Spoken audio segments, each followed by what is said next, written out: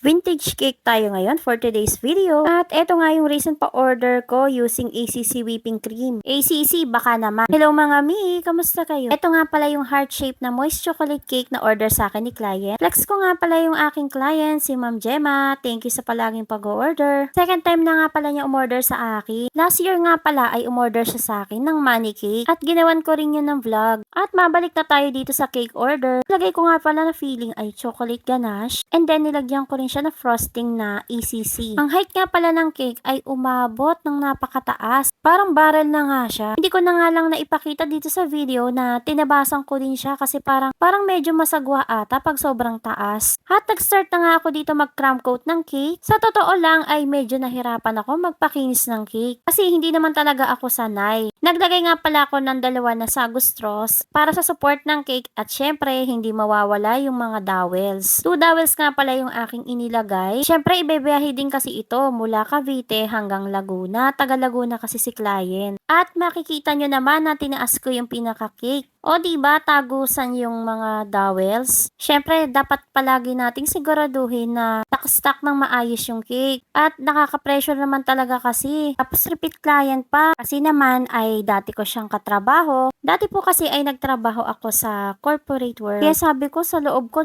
dapat talaga makarating to ng buo sa Laguna. Kaya thankful talaga dahil yung mga friends ko and co-workers ko before ay nagsusupport sa aking business. Sa aking pagkikakes. Ayun nga ay repeat client ko siya. So, nakakataba talaga ng puso kasi well appreciated ka. Ganun naman talaga. Usually, yung mga customers natin ay mga totoong kaibigan at yung iba pa nga ay mga strangers. Yun talaga yung mga nagsusupport sa atin. At mabalik na ako dito sa cake order. Puro na ako daldal. At ayan, tinamaan pa nga yung pinakataas. Medyo nahirapan talaga ako magpakinis ng heart. Actually, hindi talaga ako sanay magpakinis nito. Ilang beses na ba to?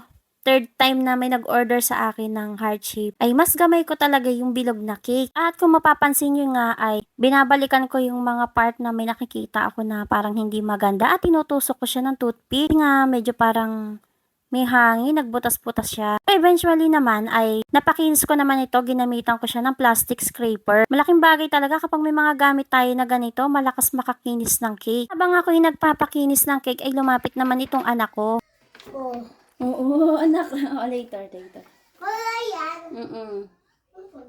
So, hindi talaga nawawala yung mga anak na bigla na lang sumisingi. Buti na lang ay hindi na tinamaan yung cake. Kay nako, kung natamaan ay baka lalo pa akong magbunga nga dito. Charot. So, hindi lang naman sa anak kahaba yung ating pasensya. Pati din sa paggagawa ng cake. Kasi ay, ang tagal ko talaga pinakikinis yung cake na ito. At kagaya nga na nasabi ko kanina ay medyo manipis pa nga yung pagkakalagay ko ng icing sa cake. Ay sa isip ko naman ay lalagyan ko rin naman siya ng pipe. Kasi 'di ba maraming pipe yung vintage cake. At ipapakita ko nga pala sa inyo yung mga ginamit ko ng mga piping tips diyan. Hindi na rin ako familiar sa mga pangalan yan. Basta yan na yun. At nakikita nyo naman 'di ba? Ito nga pala yung ginamit ko na pang pipe sa pinakaibabaw ng cake. Petal tip ata ang tawag diyan. Yung preparation ko nga pala sa paggawa ng cake na ito ay marami akong mga videos na pinanood. Kasi nga wala akong idea diyan. First time ko magpa-pipe gamit ang piping tip na yan. Sa totoo lang, hindi ko lang talaga napakita yung itsura ko na tuwang-tuwa talaga ako nung nakatapos ako sa pagpa-pipe. O diba, nakaraos din ng walang putol. So medyo bitinin ko muna kayo. Haba kasi talaga ng video. Abangan na part 2.